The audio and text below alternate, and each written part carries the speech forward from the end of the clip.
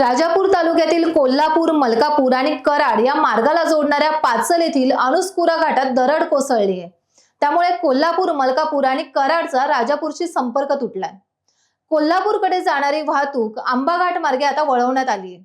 गुरुवारी रात्री ही घटना घडली असून दरड कोसळल्याची माहिती मिळताच राजापूर पोलीस तसेच बांधकाम विभागाचे अधिकारी हे तातडीने घटनास्थळी दाखल झालेत।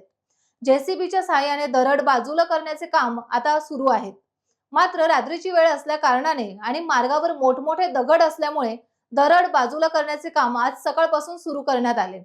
तोपर्यंत हा मार्ग बंद ठेवण्यात आलाय। मोठमोठे दगड फोडण्यासाठी ब्लास्टिंग मशीन देखील घटनास्थळी मागवण्यात आली आहे, अशी माहिती राजापूरच्या उपविभागीय अधिकारी वैशाली माने यांनी दिली।